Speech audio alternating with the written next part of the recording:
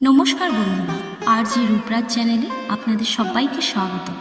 আজকের পর্বে আমরা শ্রীমদ্ ভাগবত গীতার প্রথম অধ্যায়ের তৃতীয় শ্লোক নিয়ে আলোচনা করব। কুরুক্ষেত্র যুদ্ধের প্রাক্কালে কৌরব পক্ষের নেতা দুর্যোধন এই শ্লোকের মাধ্যমে তার উদ্বেগ ও কৌশল প্রকাশ করেছেন। আসুন প্রথমে শ্লোকটি শুনি। পশ্যেতাম পাণ্ডুপুত্রাণাম আচার্য মহতিম চমু বুঢ়া দ্রুপদপুত্রেণ তব শিষ্যেন ধীমতা।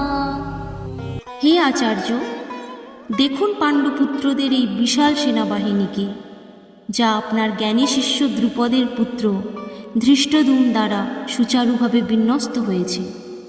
তাৎপর্য: কুরুক্ষেত্র যুদ্ধ শুরু হওয়ার আগে দুর্যোধন দ্রোণাচার্যের প্রতি সম্বোধন করে এই শ্লোকটি বলেন।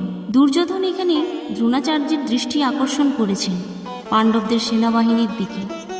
তিনি বিশেষভাবে উল্লেখ করেন যে এই বিশাল এবং সুসংগঠিত সেনাবাহিনীকে পরিচালনা করেছেন দ্রোণাচার্যের প্রাক্তন শিষ্য দ্রুপদের পুত্র ধৃষ্টদ্যুম্ন। এতে এক ধরনের মনস্তাত্ত্বিক চাপের ইঙ্গিত পাওয়া যায়, যেখানে দুর্যোধন বোঝাতে চাচ্ছেন যে তার শিষ্য এখন তারই বিরুদ্ধে যুদ্ধ করছে। এই শ্লোকটি থেকে আমরা বুঝতে পারি মহাভারতের যুদ্ধ কেবল অস্ত্র ও বাহুবলের যুদ্ধ ছিল না, এটি ছিল কৌশল, বিশ্বাসঘাতকতা এবং গভীর মনস্তাত্ত্বিক দ্বন্দ্বের একটি নাট্যমঞ্চ। দুর্যোধন এখানে দ্রোণাচার্যের কাছ থেকে সর্বোচ্চ সহযোগিতা আশা করেন এবং তাকে যুদ্ধের জন্য আরও উৎসাহিত করার চেষ্টা করেন। বন্ধুরা, আশা করি এই শ্লোকের ব্যাখ্যা এবং তার অন্তর্নিহিত অর্থ আপনাদের ভালো লেগেছে। শ্রীমদ্ ভাগবত গীতার অন্যান্য শ্লোক এবং গভীর দার্শনিক তাৎপর্য নিয়ে আরও জানতে আমাদের সাথে থাকুন। চ্যানেলটি সাবস্ক্রাইব করতে ভুলবেন না।